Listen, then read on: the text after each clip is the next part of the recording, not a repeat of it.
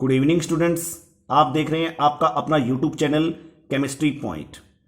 Students, आप चाहे 11th science से हैं, 12th साइंस से हैं या रीट कैंडिडेट हैं या कोई अन्य कॉम्पिटिटिव एग्जाम की तैयारी कर रहे हैं, तो मेरा आज का ये जो लेक्चर है वो अंत तक जरूर देखिए, क्योंकि आज आपको निश्चित ही तत्व के बारे में जो है वो संपूर्ण ज्ञान प्राप्त हो जाएगा कि तत्व किसे कहते हैं। तो केमिस्ट्री का एक मेन टॉपिक है तत्व, एलिमेंट, उसे हम आज के इस लेक्चर में जानेंगे।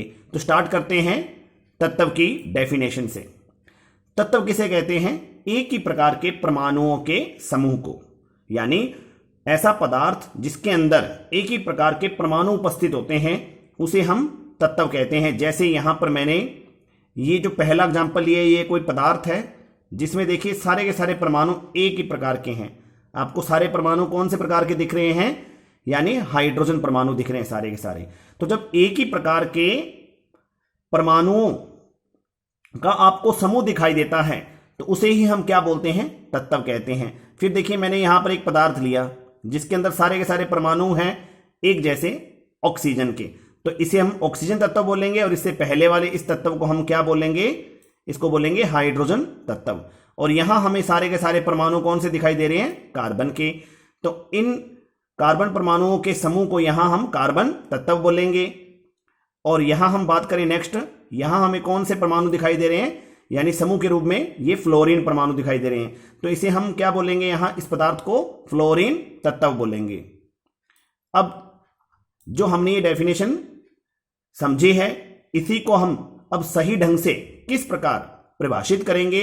तो वह पदार्थ जो केवल एक ही प्रकार के परमाणुओं से मिलकर बना होता है तत्व कहलाता है। तो यहां देखिए जो आप फ्लोरीन फ्लोरीन फ्लोरीन, ये जो 6-7 टाइम फ्लोरीन लिखा हुआ है, ये कोई एक पदार्थ है जिसके अंदर केवल एक ही प्रकार के परमाणु हमें दिखाई दे रहे हैं, तो इस पदार्थ को हम क्या बोलेंगे?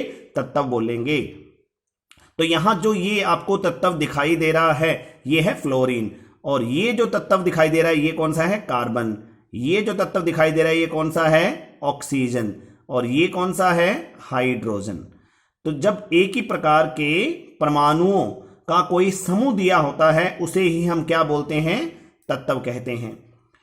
जैसे हाइड्रोजन एक तत्व है, ऑक्सीजन एक तत्व है, नाइट्रोजन, सोडियम, लोहा, कैल्शियम, मैग्नीशियम, तांबा, सोना, जस्ता यानी जिंक, चांदी यानी रजत, सिल्वर आदि तो तत्वों के बहुत सारे उदाहरण हैं। और वर्तमान समय तक 118 तत्व जो है वो खोजे जा चुके हैं। यहां हम उसकी भी बात करेंगे। ये देखिए अभी तक 118 तत्वों की खोज की जा चुकी है, जिनमें से अधिकांश तत्व किस रूप में प्राप्त होते हैं? हमें धातु रूप में मिलते हैं। अब हम बात करते हैं तत्व कितने प्रकार के होते हैं। तो तत्व जो हैं उनके 3 प्रकार होते हैं।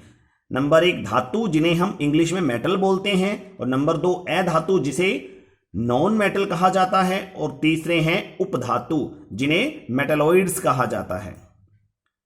अब हम बात करते हैं धातु तत्वों की। धातु तत्व कौन कौन से हैं? उनके कुछ उदाहरण यहां पर आपके सामने मैंने प्रस्तुत किए हैं, जैसे सोडियम, लोहा, तांबा, सोना, जस्ता, चांदी आदि।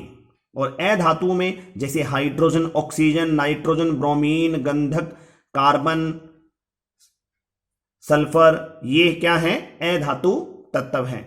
और उपधातु तत्वों की बात करें तो सिलिकॉन, जर्मेनियम, आर्सेनिक आदि ये उपधातु तत्व हैं। अब हम भौतिक अवस्था के आधार पर तत्वों के प्रकारों को देखेंगे। यानी तत्व जो हैं, हम जानते हैं कि प्रमुख भौतिक अवस्थाएं 3 होती हैं, ठोस, द्रव, गैस। तो तत्व जो है वो कौन सी भौतिक अवस्था में हमें मिल रहा है उसके आधार पर उस तत्व को वर्गीकृत करेंगे। अगर वो तत्व ठोस रूप में दिखाई दे रहा है तो उसे ठोस तत्व बोलेंगे, अगर वो द्रव रूप में है तो उसे द्रव तत्व बोलेंगे, और अगर कोई तत्व गैस रूप में मौजूद है तो उसे हम गैस तत्व बोलेंगे। तो ठोस तत्व, द्रव तत्व, गैस तत्व। तो भौतिक अवस्था के आधार पर तत्वों को 3 भागों में बांटा गया है। नंबर 1 ठोस तत्व, जैसे कि जो धातुएं होती हैं, अधिकांश धातुएं हमें किस रूप में मिलती हैं? ठोस रूप में मिलती हैं, लेकिन उनमें से एक धातु अपवाद भी होती है। तो ठोस तत्व कौन कौन से हैं? जैसे सोडियम है, लोहा है, तांबा है, सोना है, कार्बन है, गंधक है। यहां पर देखिए कार्बन और गंधक यानी कार्बन और सल्फर, ये यहां पर अधातुओं के उदाहरण है। तो जो धातु तत्व है ना, धातु तत्व और अधातु तत्व, ये इनमें से अधिकांश किस रूप में मिलते हैं? हमें ठोस रूप में मिलते हैं। अब हम बात करेंगे द्रव तत्वों की। कुछ द्रव तत्व कौन कौन से हैं? जैसे कि पारा और ब्रोमीन। ये क्या है? ब्रोमीन है, पारा और ब्रोमीन। तो पारा जो होता है वो एकमात्र द्रव धातु होता है और ब्रोमीन क्या होता है? एकमात्र द्रव अधातु होता है। तो ये थोड़ा ध्यान रखना है स्टूडेंट्स आपने कि पारा और जो ब्रोमीन है ये द्रव तत्व हैं, जबकि पारा द्रव धातु तत्व है और ब्रोमीन द्रव अधातु तत्व है। अब हम बात करेंगे गैस तत्वों की। तो जैसे गैस तत्व कौन कौन से हैं? यानी वो तत्व जो प्रकृति में हमें गैस रूप में मिलते हैं। हाइड्रोजन है, ऑक्सीजन है, नाइट्रोजन है, क्लोरीन है, फ्लोरीन है, इसके अलावा helium, neon, argon, krypton, xenon, radon है आदि। ये जो तत्व हैं ये गैस रूप में हमें मिलते हैं। अब हम तत्वों के बारे में एक बहुत महत्वपूर्ण बात जानेंगे कि जो तत्व होते हैं उनका जो अणु होता है, उस अणु में एक परमाणु या एक से अधिक परमाणु उपस्थित रह सकते हैं। यानी किसी तत्व का जो एक अणु होता है उसके अंदर एक परमाणु या एक से अधिक परमाणु उपस्थित हो सकते हैं। अब एक परमाणु वाले अणु कौन कौन से होते हैं? जैसे कि उत्कृष्ट गैस से हीलियम है जिसे हम He से रिप्रेजेंट करते हैं, नियोन है जिसे Ne से रिप्रेजेंट करते हैं, आर्गन है जिसे Ar से रिप्रेजेंट करते हैं। ये ऐसे तत्व हैं जिनके अणुओं में केवल एक परमाणु होते हैं। इसके अलावा ऑक्सीजन की बात करें, नाइट्रोजन की बात करें, क्लोरीन की, आयोडीन की, तो इनके अणुओं में दो दो परमाणु उपस्थित रहते हैं। इसी प्रकार ओजोन के अणु में 3 परमाणु, फास्फोरस के अणु में 4 परमाणु उपस्थित रहते हैं। तो स्टूडेंट्स मैं आपको बता दूं कि किसी भी अणु में उपस्थित तत्व के परमाणुओं की ये जो संख्या होती है उसे उस तत्व की क्या बोलते हैं? परमाणुकता बोलते हैं, यानी एटॉमिसिटी कहते हैं। अब हम कुछ अणुसूत्रों को देखेंगे और उनके अंदर यह पता लगाएंगे कि एटॉमिसिटी कितनी है। जैसे कि O2 है, N2 है, Cl2, F2, I2, Br2, यानी di oxygen, di nitrogen, di chlorine, di fluorine, di iodine, di bromine. इनमें परमाणुकता यानी इन अणुओं में जो उपस्थित तत्व के परमाणुओं की संख्या कितनी है? 2-2 है। तो यहां जो ये उदाहरण लिखे हैं मैंने, इनके अंदर परमाणुकता कितनी है? 2-2 उपस्थित है। यानी O2 की परमाणुकता 2 है, N2 की 2 है, Cl2 की 2 है, F2 की 2 है, I2 की 2, Br2 की 2।